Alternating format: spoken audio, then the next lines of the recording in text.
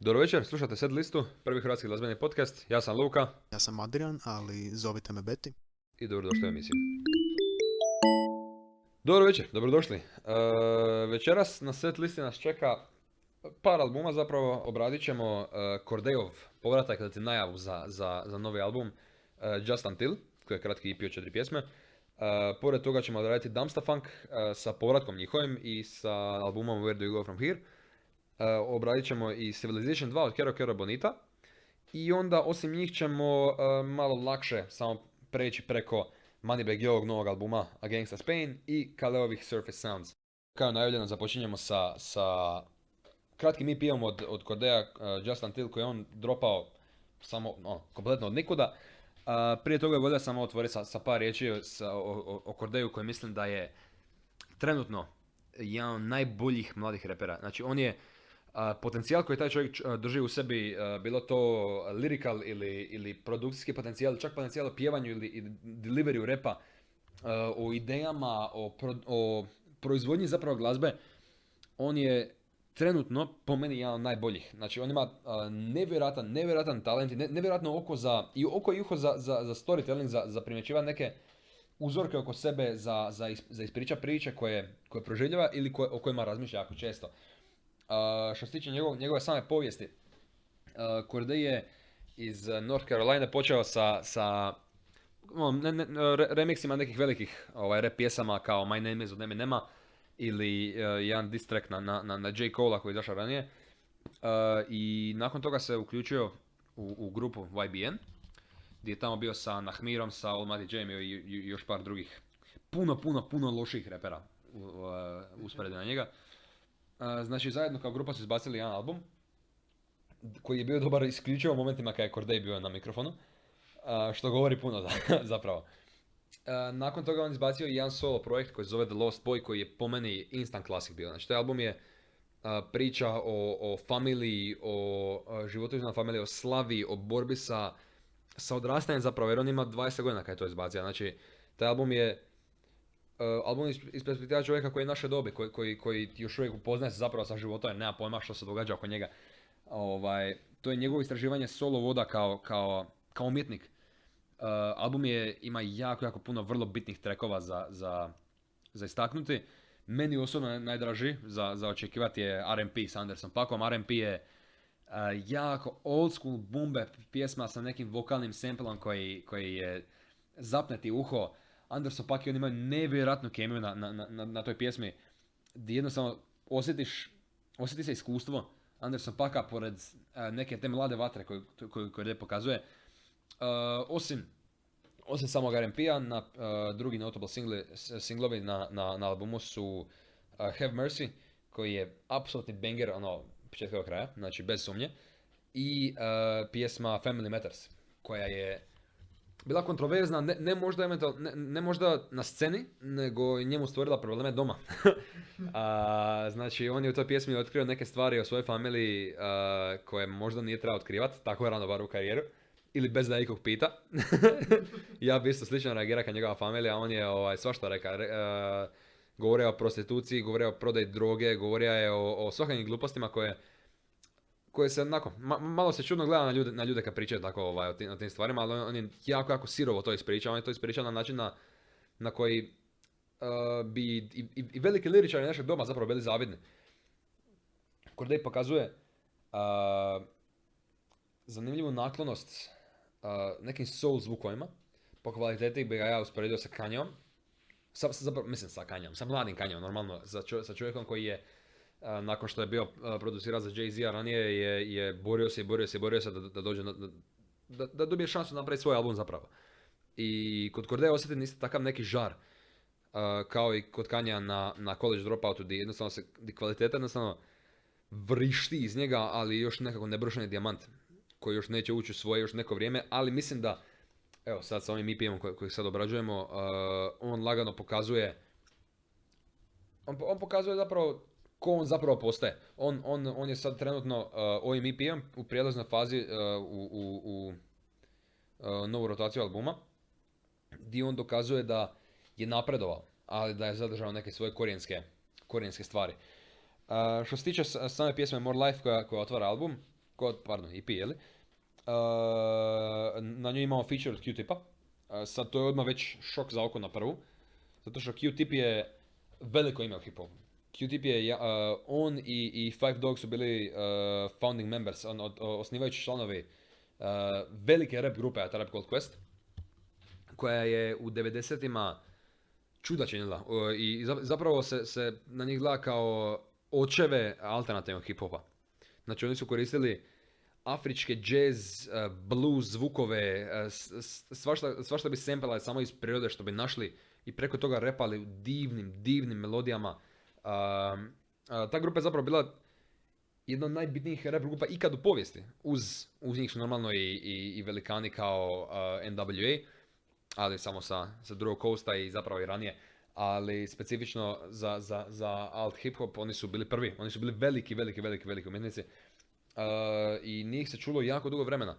Dok nisu dok nisu 2016. izbacili njihov kao mislim, nije comeback album, ali se tako smatram tada, koji se zove We Got It From Here, Thank You For Your Service, koji se bavi politikom, koji se bavi trenutačnim stanjem, jer ako ćete se sjetiti, 2016. je bila godina kad je Donald Trump izabran u ured, i onda su vjerojatno Five Dog i gospodin Tip morali sigurno osjetiti nekakav poriv da nešto kažu opet vezano za trenutno stanje u Americi tada. Nažalost je Five Dog i umro među vremenu, zato ta više grupa ne postoji, ali Q-Tip je ostao aktivan u raznim featurima. Često ga se vidi na gostovanjima kod repera gdje bi on došao, postaja vers, postaja hook, samo nešto kod repera u kojih on vjeruje da će, ako već nisu veliki, da će biti veliki, da će postaviti neko veliko ime na samu pjesmu. Što se tiče same pjesma se otvara znači divnom melodijom i Q-Tip postavlja jedan ugodan hook, visoko propjevani, lagani, nekako opušteni hook koji zvuči kao da leži na plaži i samo pjeva sam sebi, da ga niko ne čuje. Znači zvuči opušteno, zvuči pristupačno, ajmo tako reći. Zvuči kao da traži da mu se neko pridruži. I onda preko lipih harmonija koje čujemo u pozadini, di Corday sam uskače na te harmonije, ulazimo u vers. Što se tiče versa, prema što pustim kolegu Betija koji se, evo, vidim, sav se napnuo da uleti. Što se tiče versa samog, volio bi samo istaknuti da ima jedan odličan line. To ćete primijetiti da sam ja više naklon line-ovima, dok je kolega više naklon same produkcije. Znači, Corday kaže, designer music turned my album in fashionably late. Što je po meni, znači, tako dobar line. Čovjek je odlično to napisao i postavio neki svoj samopouzdani stav da on zna koji što je i da on mora dostaviti svoj album kad god dođe kao misli da je gotov, a ne kad ga neko natjera da je gotov. Što se tiče synta, u pozadini on postavlja neki ugođaj, on vrti se u lupu, postavlja prozračan je, lebdi nekako uz sami tekst pjesme. Kao što je Luka spomenuo, imamo jako upečatljiv kontrast između mekanijeg i raspjevanijeg Q-Tipa i tvrđeg rap glasa od Cordea. Njegov Q-Tipov glas na početku, vokal kojeg je opisao kao da pjeva samom sebi na plaži, pomaže zapravo taj synth koji na početku zvuči kao da je vokal frajan i podsjeća me na elemente deep house-a, zapravo podsjeća me na synthove koje koristi Lorne na njegovim albumima poput The Maze to Nowhere ili Replika čak pjesme. Sviđa mi se kako taj synth koji se javlja na početku solo sa Q-Tipom kasnije prelazi u nekakvu vrstu Hawaiian drama, ko havajski bubnjevi, steel drums, koje nekako pomoću transformacije sa vocal fry u neki bezbrižni steel drum daje kontrast ne samo repu i glasu između dva pjevača kojeg imamo na traku. Također daje jako zanimljiv track instrumental koji pomaže obojci njima da naprave sami svoju atmosferu između dva navedena zvuka i zahvaljujući tome zapravo jako zanimljiv track koji je jako zabavno slušat, čak ako nije toliko dug u trajanju. Osim toga, ja bih se vodio dovezati samo na što je Beti spominjao bubnjeve. Ja sam to opisao sebi u svojim ovim nocujema nekim tužnim. Sam se ja to opisao kao izdrogirane bubnjeve. Bubnjevi zvuče nekako diskolorizirano, zvuče zbunjeno, zvuče kao da kao da se vuku iza samog sinta, kao da pokušavaju uhvatiti ritam, ali svojim hvaćanjem ritma stvaraju nešto novo, neki novi, slightly out of Desinkronizirano. lagano desinkroniziran ritam koji onda savršeno ima smisla sa Q-tipovim pjevanjem, koje je opet tako isto čudno i nekako odvojeno, i sa Cordeovim liriksima koji odlaze tvrdo, koji odlaze jako, koji odlaze moćno na samu pjesmu. I izvan toga, mislim, pjesma nije dugačka, niti jedna pjesma na albumu zapravo, na EP-u nije dugačka, to je nekako i poanta. Po meni ima jako, jako lijep outro. Znači, za sve koji su slušali Flower Boya od Tylera Creatora, osjetit će veliki Tyler influence tu na izlazu, gdje on nekako vokalno ide u tu neku malo dublju lagu i ne boji se biti off pitch, iako nije, ali ima osjećaj kao da to radi zato što želi točno tako napraviti, tako da da oružu Tyleru, kao da oda počast na neki način. Ja smatram da je ovo zapravo jako dobar početak za EP, iako ne moramo puno očekivati od ovog EP-a, Corday još uvijek postavio jako dobru bazu za nadolazeći album kojemu Just Until zapravo služi kao nekakav preludi. Nakon toga, nakon More Life-a stiže nam Dreaming Color. Imamo polagani vokalni uvod i upečatljivi težak beat, možda čak i najbolji na albumu, meni iskreno, pokraj Thornton Streeta. Druga i četvrta pjesma, četvrta koju još nismo spomenuli, me podsjeća jako na Nujabesa, a on je jedan od očeva hip-hopa. Nujabes je bio Japanac koji je zapravo umro prije jedno desetljeće i živio u Japanu, imao je ogroman, ali ne malo ogroman, nego masu ogroman utjecaj na cijelu hip-hop scenu, zato što je imao jako moćne fitove, bio jedan od prvih producera i DJ-eva koji koristio samplanje za boom bap i hip-hop glazbu. I kad sam slušao zapravo Just Until cijeli EP, pogotovo Dreaming Color i Thornton Street koja je četvrta pjesma na albumu, Nujabes se opasno osjeti i meni se to jako sviđa zato što sam ogroman ljubitelj Nujabesa i svih njegovih albuma. Slažem se, i tu Corday pokazuje i svoj zapravo ljubav prema vrsti umjetnosti u kojoj se on zapravo nalazi. Da on, ako ne možda namjerno, onda slučajno je opet dotakao se nekih stvari koje su postavile temelje. Po meni, jako puno trenutno aktivnih hip-hop umjetnika ne davaju dovoljno počasti korijenima. Da, hip-hop je žanar od tradicije i eksperimenta koji su i uspjeli i ne uspjeli. Točno tako, a i posebno ako govorimo o modernom trap hip-hopu ili new age, ili to jest second wave hip-hopa, jel? Tu ljudi zaboravljaju ponekad u svom zvuku, se to čuje, ali zaboravljaju odati počast velikanima kao što su Kanye, kao što su Jay-Z, kao što su Biggie i Tupac, koji su postavili neke velike granice, pardon, ne granice, nego velike standarde, moćne standarde, koje su kasnije onda artisti kao Kendrick Lamar, koji je po meni trenutno najbolji reper ikad, artisti kao Sami Corday, artisti kao Anderson .Paak, iskorištavaju takve zvukove i samo pojačavaju ih, stavljaju neku novi život u njih.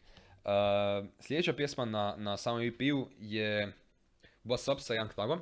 Sad ja sam osobno jako, jako uzbuđen za ovu pjesmu, jer ja jako volim Young Thuga. Young Thug je jedan od trenutno većih imena u hip-hopu i zaslužno.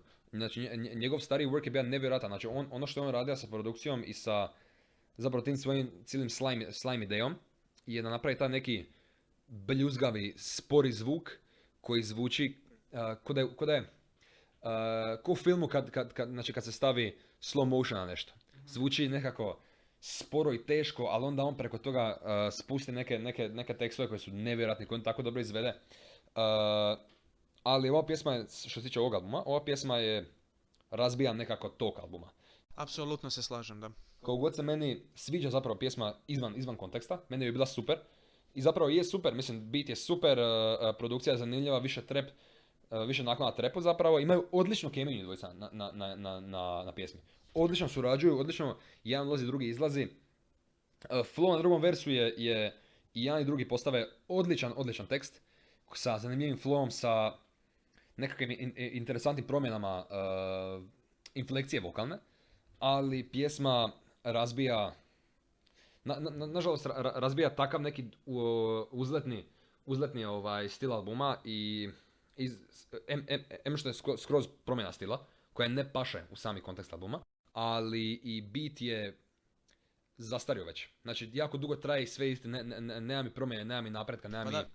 Cijeli Just Until mi se do sad činio kao jako prozračan, jako lagan album sa opuštenim beats, zato što hip hop beats, kako sam bio spomenuo malo prije, što se tiče Nužabesa, oni su mi ko nekakav zalazak sunca, vrlo su narančasti u boji. Meni cijela ova boja narančasta mi se jako poklapa uz album, ali kad sam završio Dreaming Color i odmah prešao na WhatsApp sa Young Thugom, dobio sam ozbiljni ugođaj i puno modernije i zlokobnije zvuči sve, a to mi možda u kontekstu samo ovog albuma ne zvuči dobro, možda ovo je dobar track samo za sebe kao neki single ili kao neki album koji se zapravo bavi malo više trap beatovima.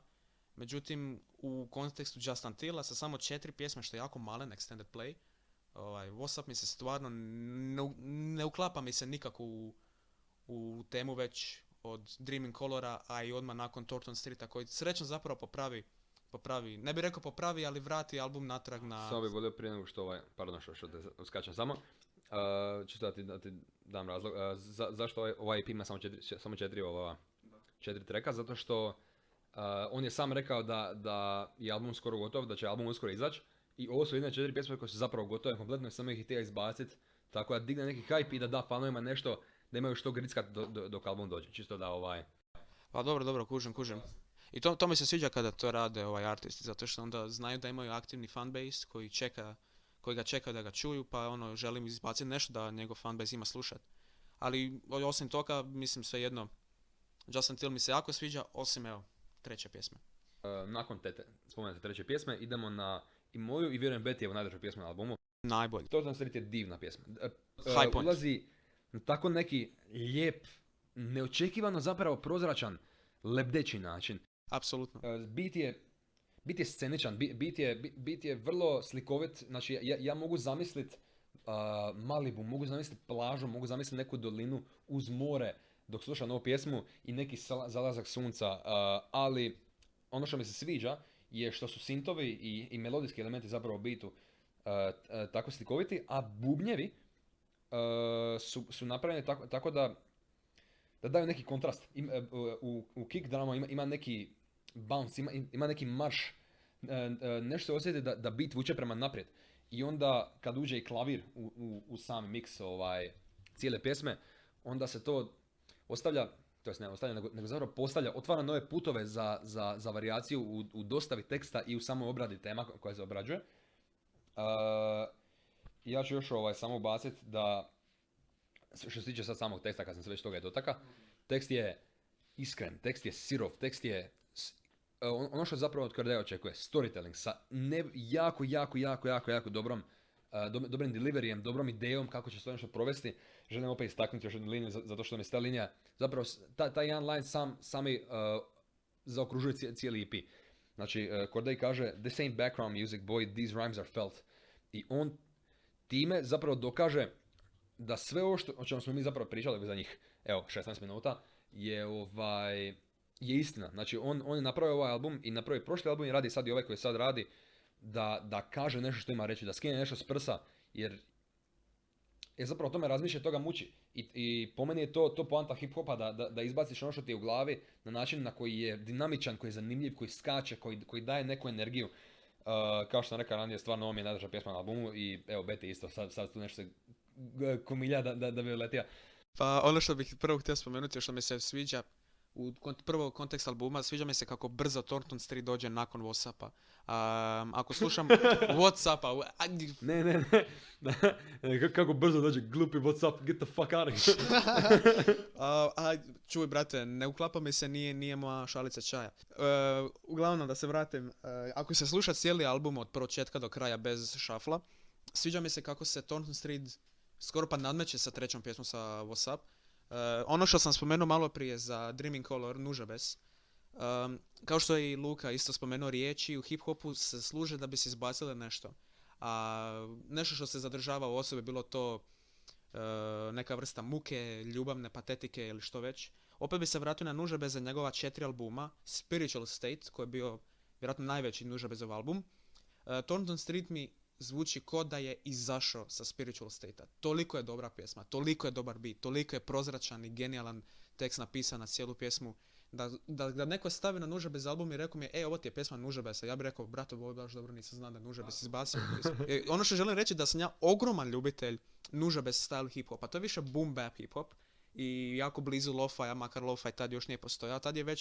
Tad je zvuk cijelog hip-hop scene bio lo-fi, low fidelity, ali prozračan feel good beat koji nije prepun tekstura, koji ima jako zanimljiv instrumental sa strane osim bita, nije samo klavir, iako je klavir bio jako česta pojava u hip-hop glazbi, pogotovo ove vrste.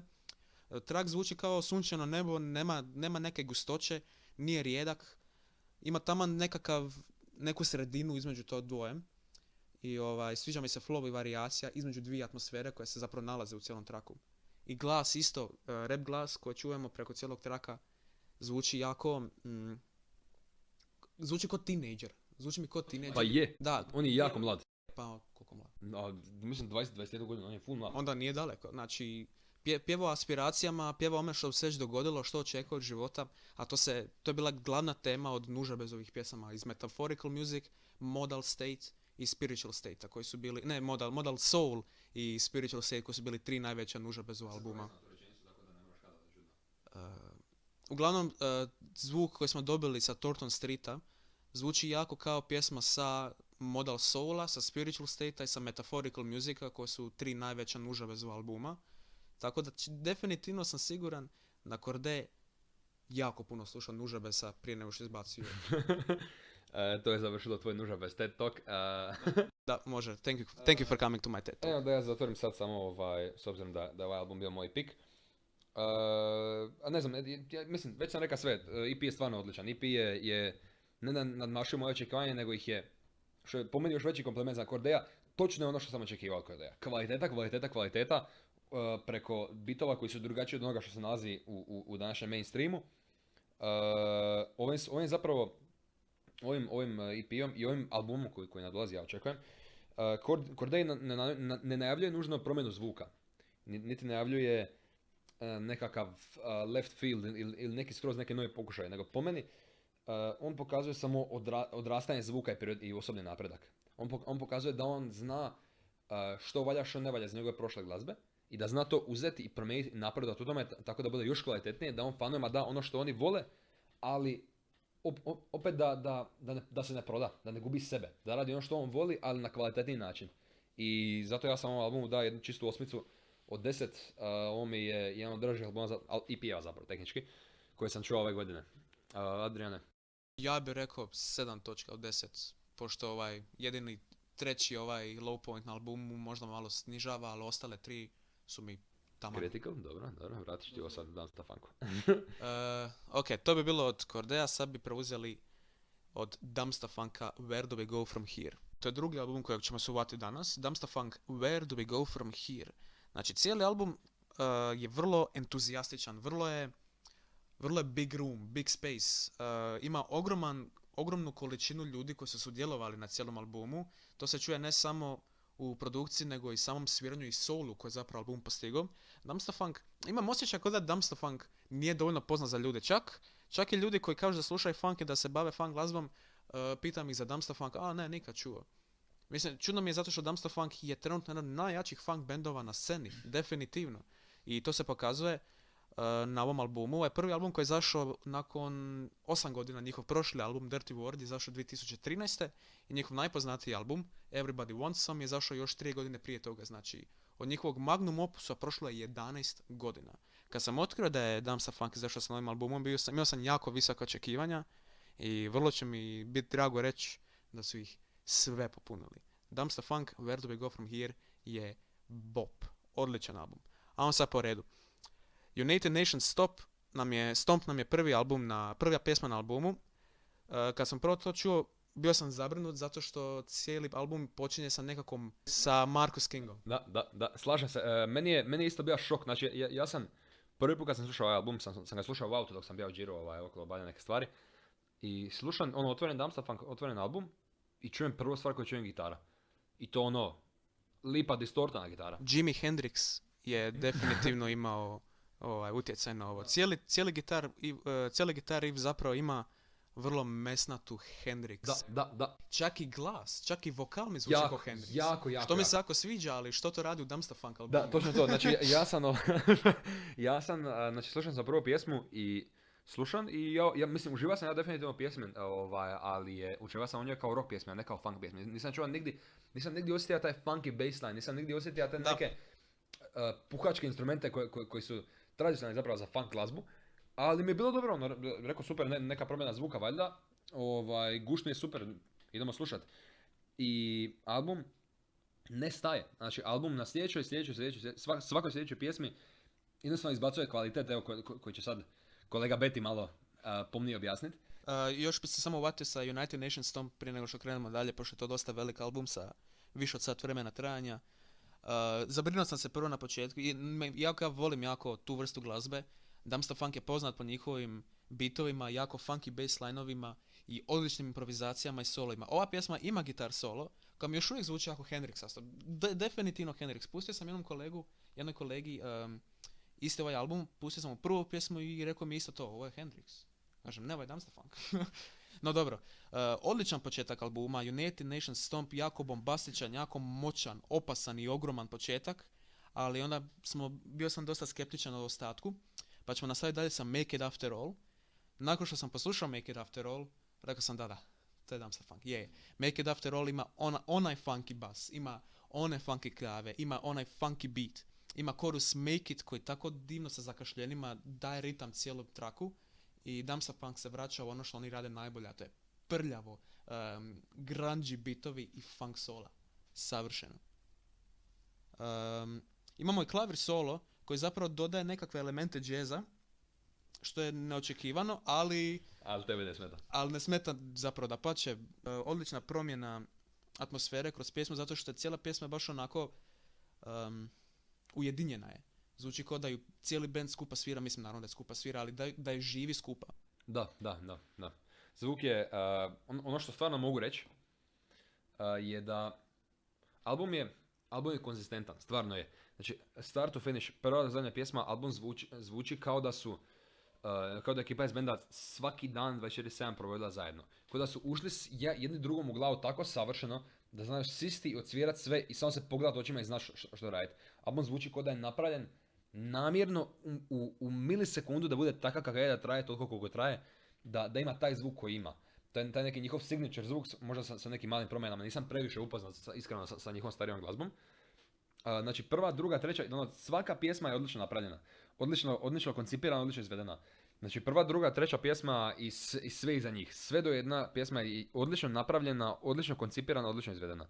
Znači Dumpster Funk jako dobro kombiniraju testirane i dokazane funk zvukove sa kvalitetom produkcije zapravo 21. stoljeća koje ne čujemo često. Da funk bendovi uzimaju zvukove koji su stari i stavljaju kroz novu produkciju, nego zapravo češće rade samo za MIDI klavijaturu i naprave zvukove nove i stavi ih u neki stari, kroz stare pedale da zvuči old school. Što mislim da je kriva formula. Treba uzeti ono što valja i staviti ga kroz ono što još kroz zapravo najnoviju tehnologiju danas da bi moglo zvučati suvremeno, a opet klasično, timeless, ili? Znači, album je odličan, stvarno. Pjesma Backwash je nevjerojatna meni. Backwash nam je prva instrumentalna pjesma. To je zapravo samo koliko 4 minute čiste funk solaža. Čiste funk solaža i pjesma je bolesna. 4 minute čiste funk bolesno dobre solaže. Imamo početak sa perkusijom, basom, gitarom i sa Rose na klavijaturi. Imamo puhače, imamo ogroman i rasprostranjen ritam u funku. Imamo ogroman promjenu fila oko 11 i 14. Imamo ogromnu promjenu fila u cijeloj atmosferi pjesme u 1 i 14. Sve se osjeća prizemljeno, sve se osjeća masno. Nema vokala, samo kombinacija ljudi kako funkaju i gruvaju sa njihovim instrumentima. Moram se složiti, Backwash je meni osobno najdrža pjesma na albumu. I to daleko bez usporede. Znači, Backwash je pjesma koju sam slušao kasnije još na repeatu jako puno puta i svaki put sam sve više oduševljen zapravo sa tim gustim zvukom. Zvuk je... kako da ostaje... ja imam osjećaj kad slušam specifično Backwash, ali općenito je cijeli album, kao da stojim 2 mm od pojačala. Svih zajedno. I da me samo taj zvuk opkoljuje, da me stavlja u tu neku zonu koja je groovy, koja je sretna, koja je onako upbeat, u kojoj se želiš kretat zapravo cijelo vrijeme. Ali, i ovo je zapravo zadnje što imam za reći, jer ne želim previše govoriti o albumu o kojem nemam neko jako mišljenje. Znači, kao što sam rekao ranije, album je stvarno odličan, pjesme su odlične, Pored Backwasha, Sounds mi je najdraža pjesma uz Backwash. Ali mi se album ne sviđa. Čisto za slušatelje, Beti me sad pogleda kada me želi ubiti na mjestu. Znači, čudno mi je to. Znači, svaka pjesma je u nekom svom vrhu, ali teško mi slušam nakon 5. i 6. pjesme. Where Do You Go From Here kao album meni daje više osjećaj kao neka kompilacija. Ekstremno kvalitetna pjesma koja se sluša kao singlovi ili u parovima, ali nikad povezano u jednom albumu. Album mi je težak za slušat, umorio me, zato što ne mijenja zvuk. Nema promjena, nema nečeg novoga. I zato mi je zapravo mišljenje ovako mekano, jer nemam zapravo ništa, jer ne mogu reći da je loša glazba, jer glazba je brutalna, ali je toliko dugačak album, predug je za mene, osobno, i previše je, nije monoton, zato što stvarno ima varijacija svega i svačega, ali ne mijenja ideje, ne mijenja zvuk, ne mijenja ništa. Znači, album je odličan, to jest glazba je odlična, ali album je loš po meni. Pa to je zapravo jedino što imam reći negativno o ovom albumu. Ono što mi se čini da se Dumpsta Funk ovdje postigao je galerija funka. Oni nisu muzej sami, oni su te uzeli kroz muzej funka koji je već izgrađen, koji je već postavljen, koji je već prepun artefakta funk glazbe. Znači, recimo u Backwashu imamo, koliko sam rekao, 4 minute solaže. Ali to je samo funk. Tu nema nešto posebno, to je funk.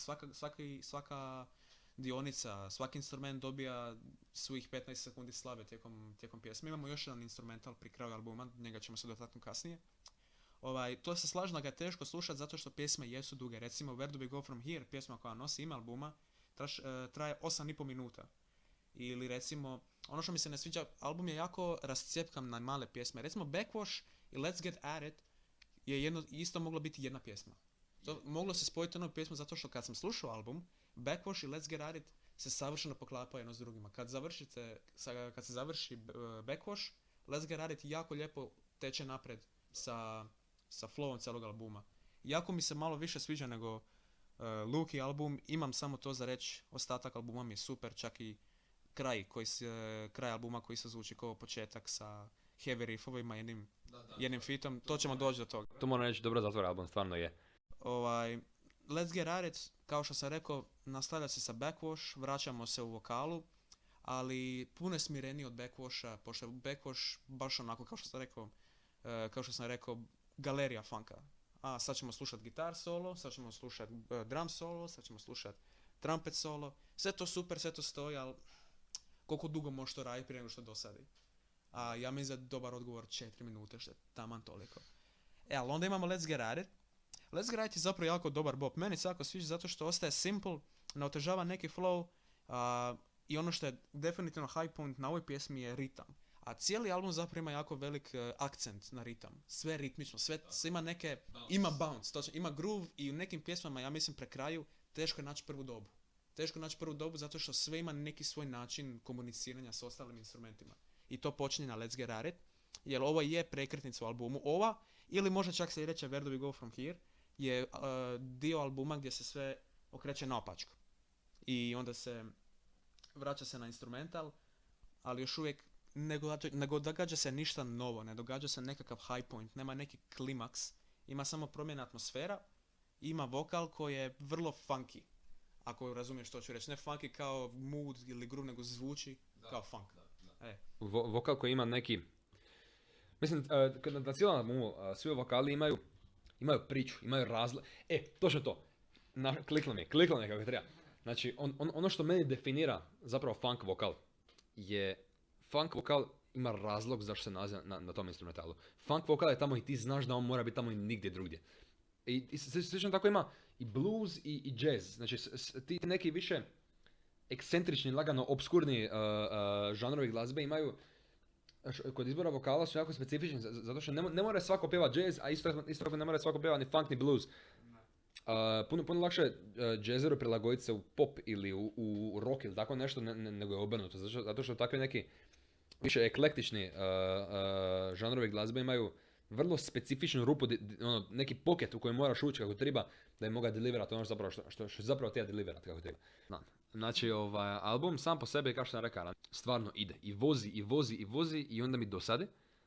Ali pjesma Sounds me malo, pjesma Sounds kad je došla, malo sam bio sretniji, neću laga, malo mi je kao ok, ima nešto drugačije, ima nešto novo, nešto čudno, sviđa mi se, i nakon toga opet na isto staro. I ja, dobro, okej, ali Pa to je taj identitet koji album zapravo ima. Kad bi samo odvojili jednu dionicu ili jedan instrument ili samo vokal od ostatka, znali bi o čemu se radi samo po tome. I to je dobro, zato što ovaj pjevač ima jako funky glas, znači on vjerojatno pjeva funk. I pjeva funk. Međutim, u isto vrijeme to nekako oduzima mogućnost da se napravi nešto novo, da se napravi nešto jedinstveno, da se dogodi nešto novo, zato što je funk album koji je izašao 2021. Funk trenutno nije toliko jak. Jedini funk koji ja mislim da trenutno drži bilo kakvu vodu je istočni funk. Od recimo Masayoshi Takanaka je trenutno najjači funk gitarist po mom pitanju, ako se mene pita na svijetu trenutno i dolazi iz Japana.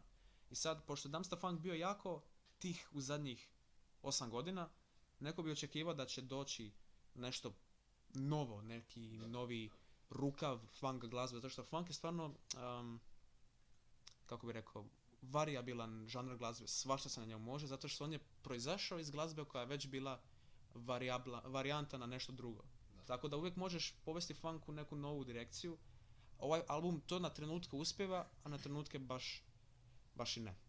Da, definitivno, slažem se.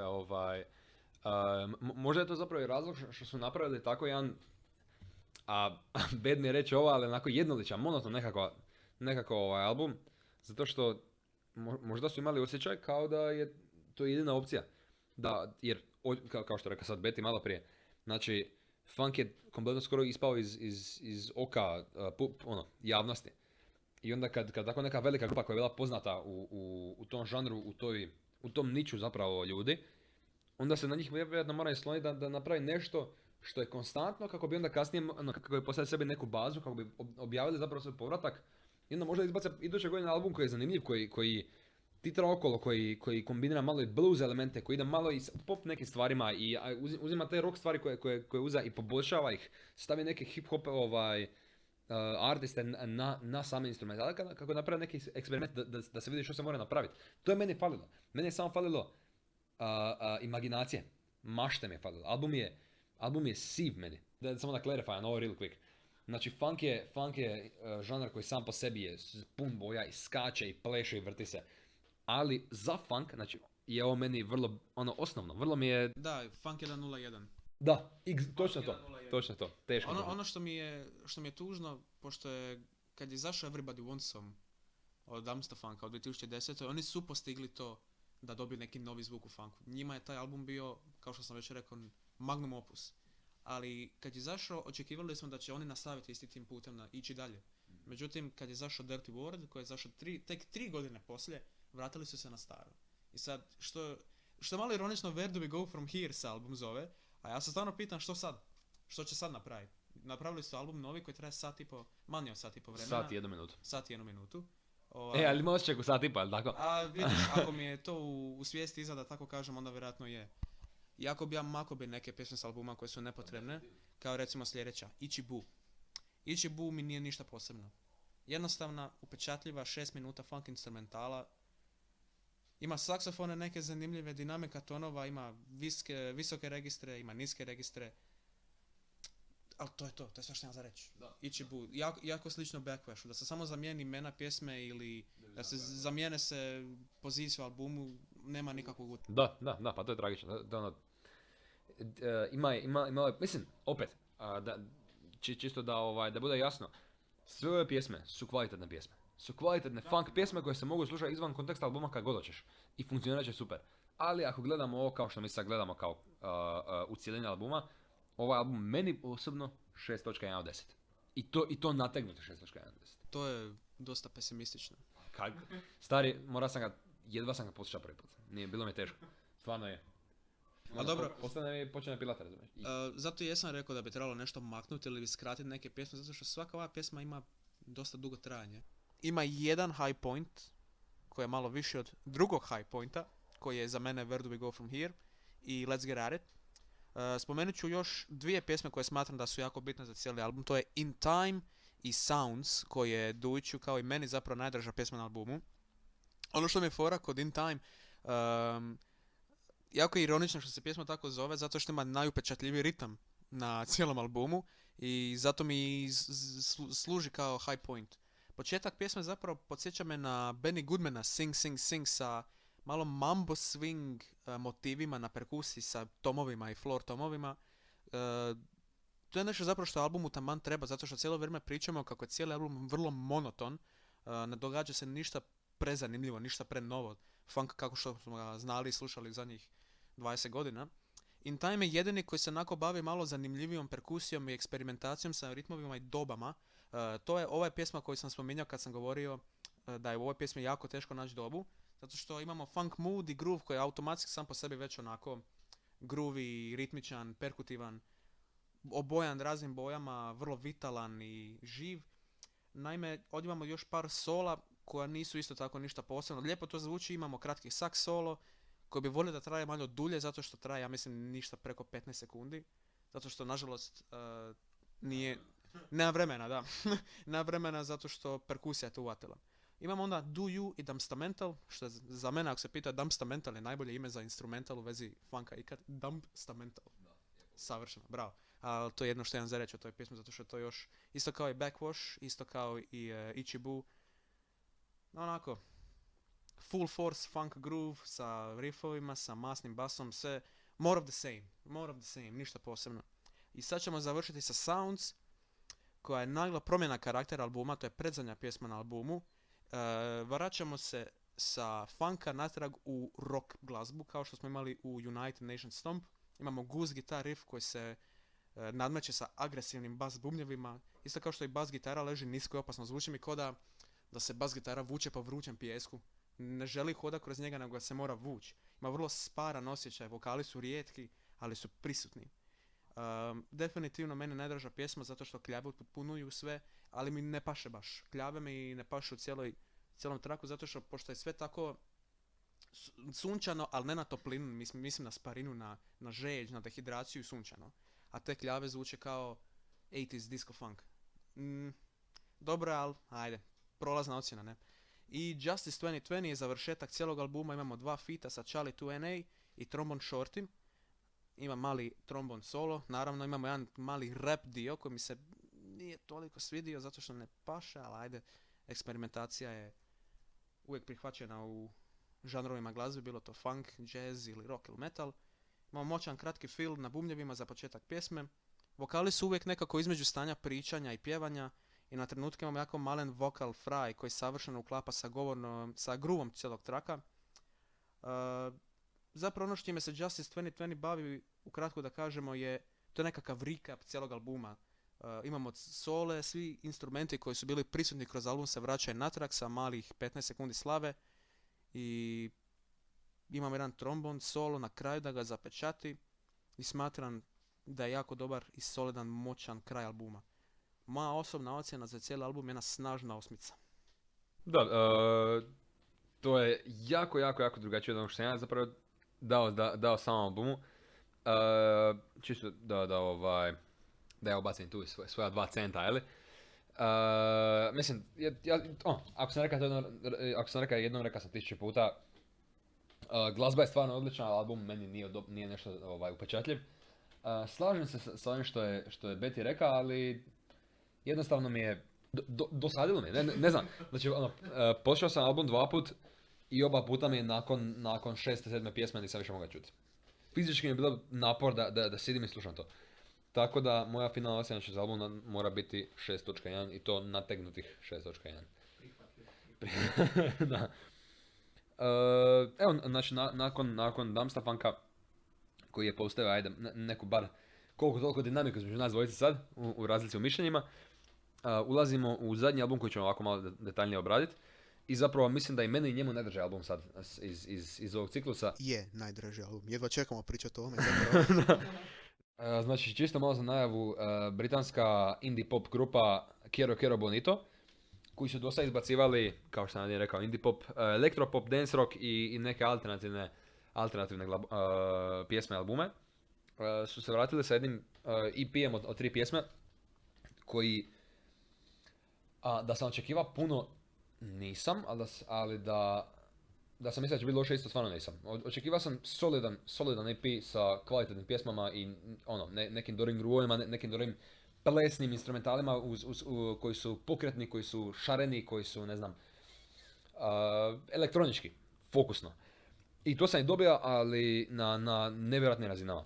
Znači, njihov novi EP Civilization 2 je 15 minuta čiste ekstaze. Znači, to je svaka pjesma bolja od prošle, s time da nećemo disrespektat, nećemo ne poštovati taj samu prvu pjesmu, The Princess and the Clock. Odmah od 0.00 se osjeti da je to Kero Bonito projekt sa ovim 80-im inspiriranim takvim sintovima koji postavljaju neki ugođaj kao soundtrack od neke arkadne igrice u 80-ima. Znači, ja imam osjećaj kao da sam, dok sam ja slušao ovo, da sam igra Super Mario na svom Sega Genesisu ili na Nintendo. Pogotovo na drugoj pjesmi. Pogotovo na drugoj pjesmi. 21.4.20. Da, pogotovo na drugoj pjesmi. Ono što još samo htio reći specifično za prvu pjesmu prije nego što krenemo dalje. Pjesma počinje, mislim, ja ne mogu reći da ni u jednom trenutku ovog albuma nije prazan zrak. Uvijek se nešto događa, ponekad manje, ponekad više. Pjesma počinje vrlo šareno i onda malo zastane. Mislim zastane, uspori, ajmo reći.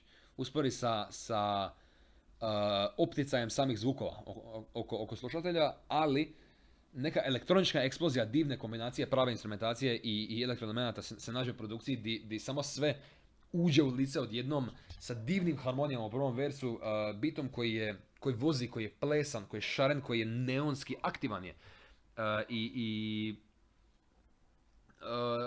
Glazbom koja zapravo potiče sretne emocije, koja potiče ljeto, koja potiče partije, zabavu, sve ono što ne moramo imati sada. I ono što je ironično, cijeli zapravo EP govori, cijeli EP je napisan opozitno od same instrumentacije. Znači, glazba je napravljena da bude upbeat, da bude sretna, da bude velika, da bude šarena, ali tekst je progresivno sve teži i teži. Tekst se bavi, na sve tri pjesme, se bavi samom izolacijom, samom stanjem u svijetu, u ovom nekom COVID-19 situacijama, okolnostima u kojima se nalazimo trenutno, gdje jednostavno ne možeš biti blizu drugih ljudi kako treba, posebno sad u Londonu gdje je bio jači lockdown nego recimo kod nas u Hrvatskoj. I onda vidimo sličan efekt kao na Paramore albumu After Laughter, album je tekstualno ekstremno težak, depresivan, tužan album, ali sa nekim upbeat pop instrumentalima o kojoj hoćeš samo reći dobro, ništa ne valja, ali ide malo palesa u sobi, zabavno mi je, razumijem. Ima full dobar osjećaj. Uz to imamo na ulazu u drugi vers se nalazi nekako pojednostavljivanje samog instrumentala, koje se onda vrlo brzo vraća u svoj upbeat talk ko do sad sa visokim sintovima na loopu, koji se onda upotpunjuju sa onim što sam ja prvo mislio da je gitara, ali možda je kitara, nismo sigurni ni jedan ni drugi. Samo najbolje procjene.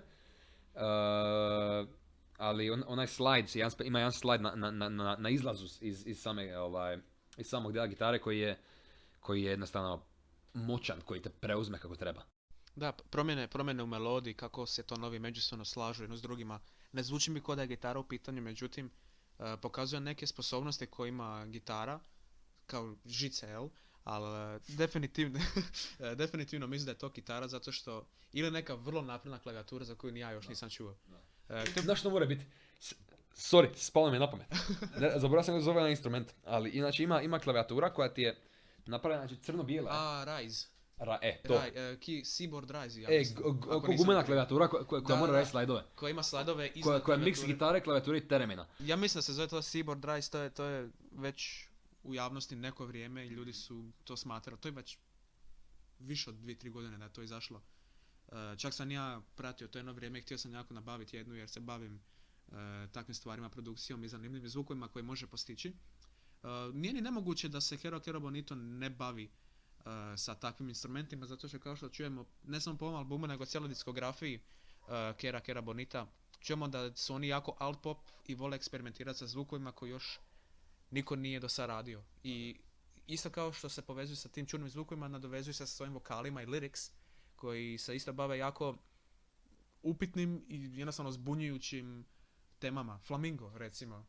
Shrimp. O čemu se radi u tvojoj pjesmi? Što da briga. Ali dobro zvuči, tako da to je jedino što bi se povezao još sa The Princess and the Clock. Meni cijeli ovaj album zvuči kao progresija 3 drugčija subžanra jednog velikog žanra, a to je city pop. Imam nekakav elektro pop feel sa prozračnim ovim plakovima koje je već Luka spomenuo. Zvuči mi kao sunčan dan u 2 popodne. Da, Iako se mnogo toga događa, cijeli track je vrlo entuzijastičan i osjeća se kao dobrog je raspoloženja. I imamo razne efekte koji potpunjuju prazan prostor u svim frekvencijama i ženski vokal je isto lagan i bestežinski i stvarno zvuči kao neka vrsta future city popa. Zvuči kao kako su 80-te gledale budućnost. Tako mi zvuči. Tako Točno je. to. To. I to se nastavlja i to se najviše osjeti na drugoj pjesmi 21.04.20, a onda Well Reset koju ćemo odvojiti posebno. Koju ćemo odvojiti Za posebno. zadnju pjesmu odvojiti jer je 8 minuta trajanja.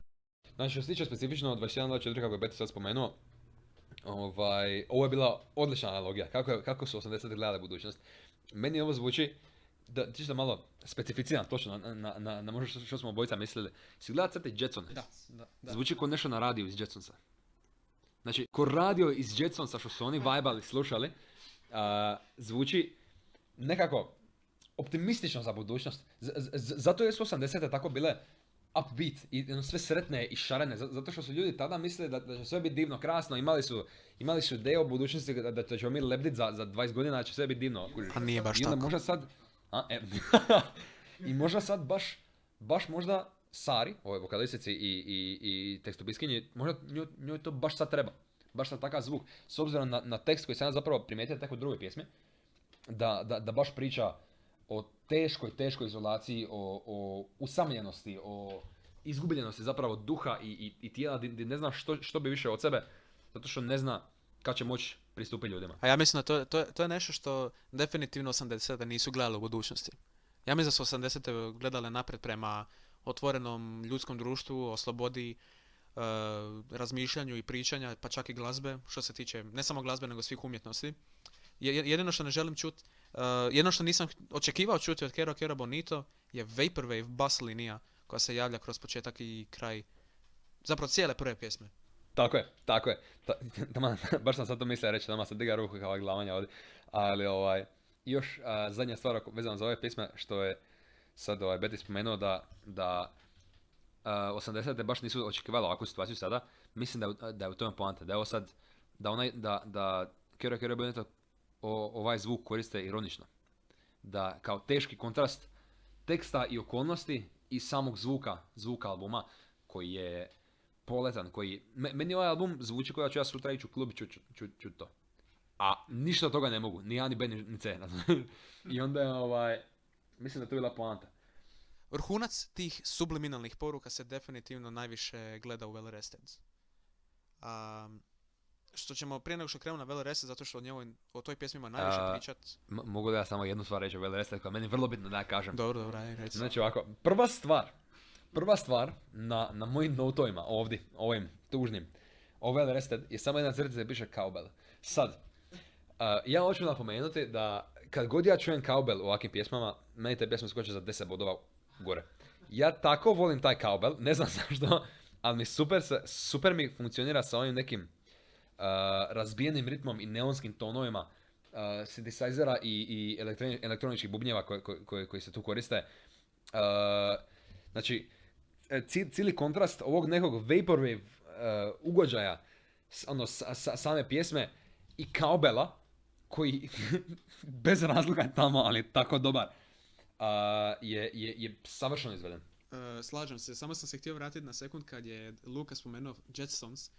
Primijetio sam upravo da u mojim notes za 21.4.20 imam napisano sljedeće: može se uklapati kao nekakva background glazba serije ili crtića. Znači, mislili smo opet na isto. Ne bih rekao da je isto ta situacija za Well Rested naime. Well Rested je jako kompleksna struktura. Znači, sad hvatajući se na ovu činjenicu da smo se poklopili u razmišljanju malo prije u notovima, prelazimo u vjerojatno najiščekivaniju pjesmu za nas dvojicu za pričat. Je Well Rested. Znači, ja za Well Rested imam punu stranicu ispisano samo natuknica. Znači, u ovom pjesmu ima toliko toga za obraditi. od samog postepenog ulaska instrumenta, pa preko ranije spomenutog savršenog kaubela poslanog od strane bogova, do Vaporwave ugođaja, do intra, tekstualnog intra, mislim, koji je napravljen kao najava, napravljen je kao upozorenje, napravljen je kao u bilo kojem distopijskoj velika riječ za ovu pjesmu, velika bitna riječ za ovu pjesmu, koji je napravljen, znači film koji se radi o distopijskom nekom svijetu gdje je diktatura teška i gdje neko u 8 navečer najavljuje policijski sat na one megafonove postavljene na lampe na lampe po cestama. Znači, pjesma je teški cyberpunk, teška distopija, izgubljenost u zvuku, ima 4 faze instrumentalne i to ako govorimo šire ima 4 faze instrumentalne, a vokalnih ima milijardu. Imperativni trance zapravo. Doslovno imperativni. A trance nije. Ne bi se složio da je trance. Ja sam se zapisao da ima neke bas linije i beat koji se baš bavi tim. Ima 4 on the floor beat, znači drum kick na svaku dobu u beat. Da. I to mi baš nekako utupljuje ideju da se radi o nekakvom instaliranju ideje u nečije glave. Da. Cyberpunk. Znači, zvuči kao indoktrinacija teška. Tako je, zvuči kao meni osobno, da povežem, evo sad smo ovo, meni zvuči kao indoktrinacija, ali indoktrinacija na način masovne kontrole. Meni zvuči zapravo, evo čekaj, ja stavim ovu aluminijsku foliju na glavu. Zvuči mi kao što svi boje da Illuminati rade, znači tako mi zvuči. Zvuči mi pjesma kao da je napravljena kao marširajuća himna za koju će vojska robova marširati sa Bill Gatesovim čipovima ugrađenim u glavu ili što već govore svi ljudi, što svi stresiraju. Zvuči mi kao worst case scenario. Zvuči mi kao za 10 godina što mora biti. Ne samo to, nego ono što mi se sviđa u vezi cijele glazbe Well Resteda. Točno što je sad Luka rekao, ta nesigurnost koju mi dobijamo se isto zrcali u glazbi. Nemamo ni mol, nemamo ni dur. Imamo samo atonalnost i nekakvu nervoznu progresiju akorda za koju nismo sigurni gdje će nastaviti dalje zapravo.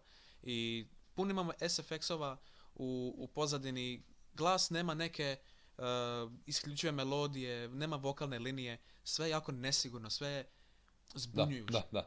I spomenuo si SFX-ove, to si super spomenuo zapravo, zato što na samom prelazu u drugi passage instrumentalni i vokalni zapravo, imamo jedno 5 do 10 sekundi gličeva koji razbijaju sve ono što je postavljeno ranije i postavljaju skroz novi presedan kako će pjesma zvučati, uzimajući stare elemente i dodajući još više stvari u neki zid zvuka koji nije, možda nije toliko klaustrofobičan kao i neki noise album, ali i dalje je zid zvuka, i dalje je puno toga, i dalje je sve blista i sve sjaji i sve vrišti od svukuda. Nekako je, zvuk je jako discipliniran, hoda po ravnoj liniji i ne miče se. Znači, i onda još kad kombiniramo to sa ovim ranim idejama nervoze, indoktrinacije, stresa zapravo, se uz taj zid zvuka ponavlja jedan vokal, to jest, se uz taj zid zvuka ponavlja jedan line koji se vrti u krug i koji je poduplan vokalno. Di Sara kaže well rested when the ascension comes. Koji onda samo, nekako je, ako ste gledali film Midsommar ili takve neke filmove koji izazivaju nelagodu, ova pjesma izaziva nelagodu, ali na vrlo čudan i vrlo šaren način.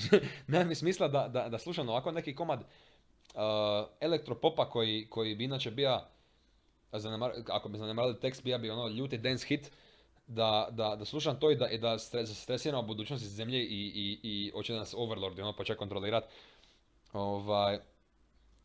Što se tiče ovoga sad vokalne linije koja je bila poduplana, imamo dobrih minutu skoro, možda malo manje, gdje se to vrti u krug.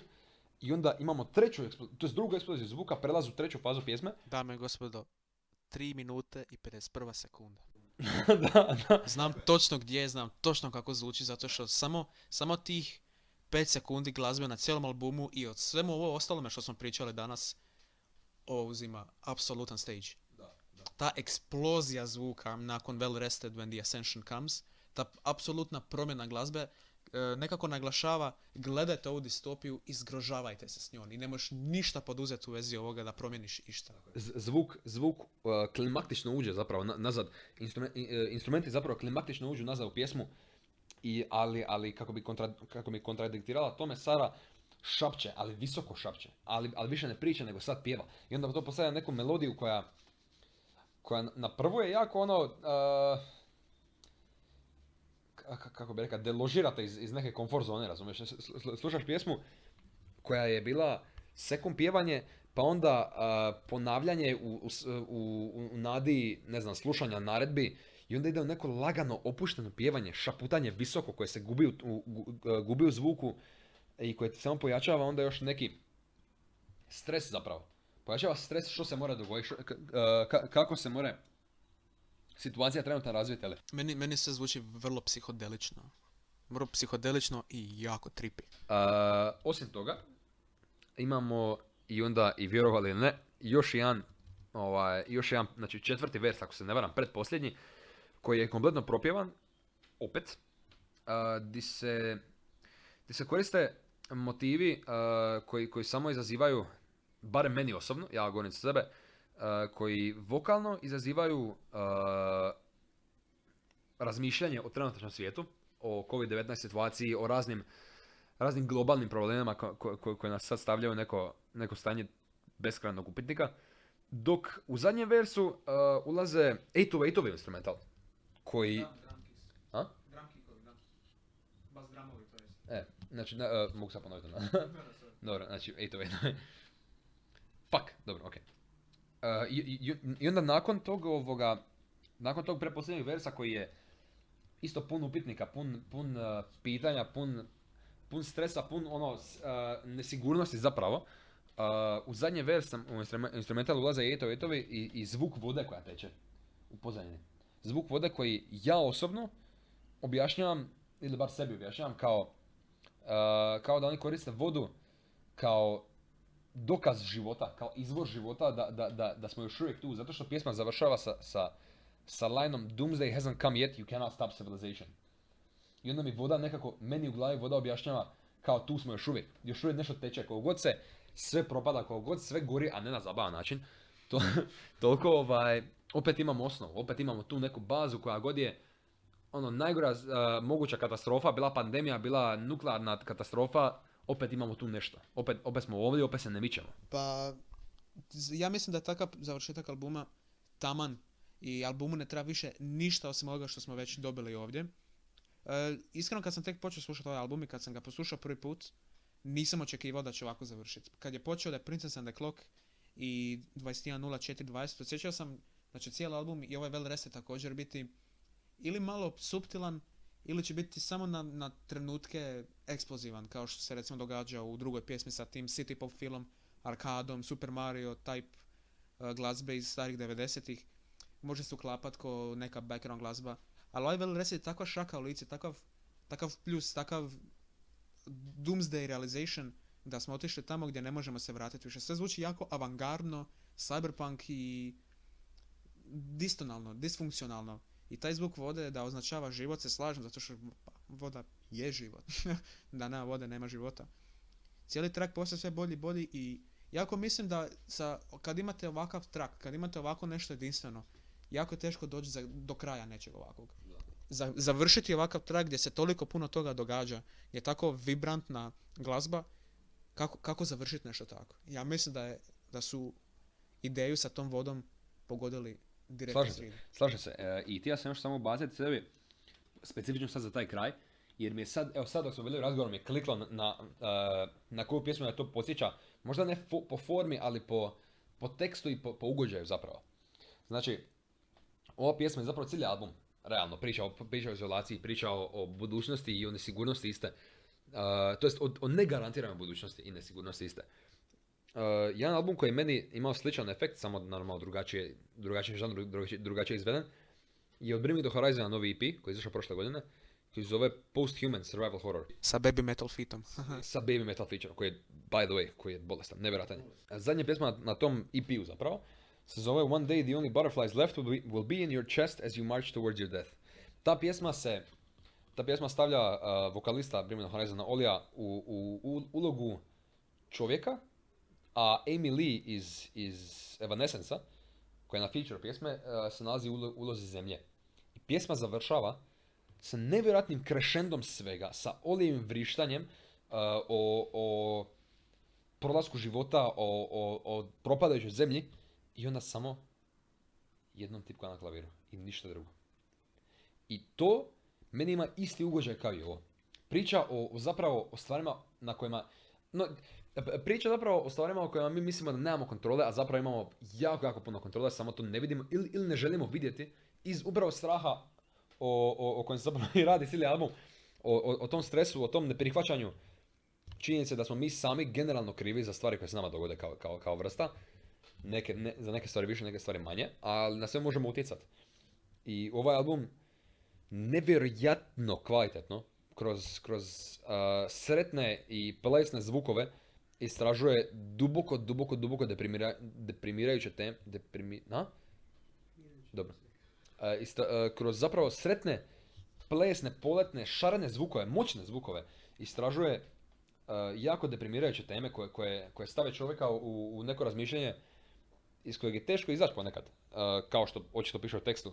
Sara se tu bori sa stresom izolacije, sa prolaskom vremena, sa budućnosti kao u Well Rested. Ovaj album je nevjerojatan. Ovo je znači za EP od 3 pjesme koje traje 15 minuta, da ostaje ovakav efekt na mene i kolegu ovdje pored mene, je meni nepojmljivo. Album je nevjerojatan, ja mu dajem 8,3 od 10. Ja mu dajem, recimo, 9.5 od 10. Jo. Ugodno sam se iznenadio, nisam očekivao ovakav završetak, kao što sam malo prije rekao, nisam očekivao ovakvu kvalitetu, ovakvu duboku umnost u glazbi, ovakav spektar instrumenata, zvukova, sound efektova, progresija, korada, ne znam, jako lijepo iznenađen. To bi bilo to. Nakon ovako poprilično detaljne priče o svim albumima, pogotovo ovom zadnjem od Quiero Quiero Bonito, dotaknut ćemo se još 2 albuma na vrlo...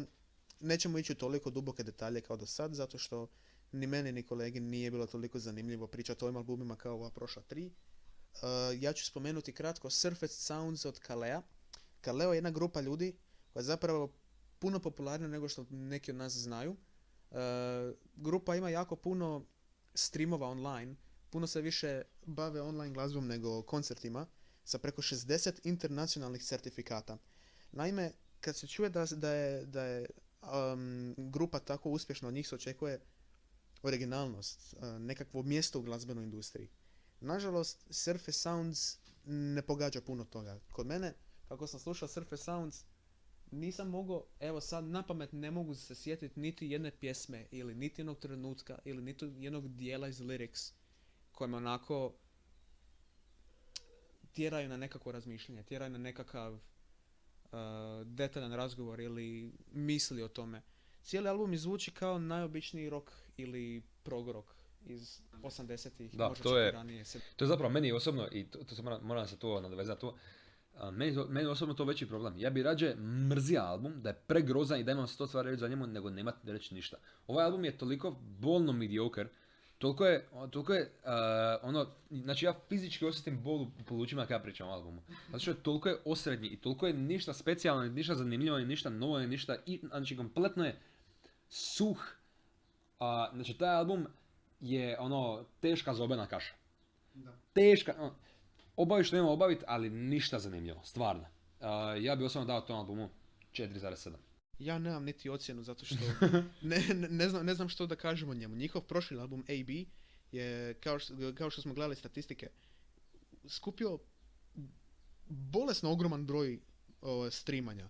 Preko 500 milijuna samo na jednoj pjesmi. Sad, naravno, ovaj album je izašao tek nedavno, pa ne možemo još skupiti takvu vrstu brojeva, ali imamo se kod da ovo ljepilo koje se ne lijepi uopće. Ništa u vezi ovog albuma se neće zalijepiti i ostati među svima nama, osim naravno istinskim fanovima i slušateljima Kalea, što ni ja ni Luka ovdje nismo.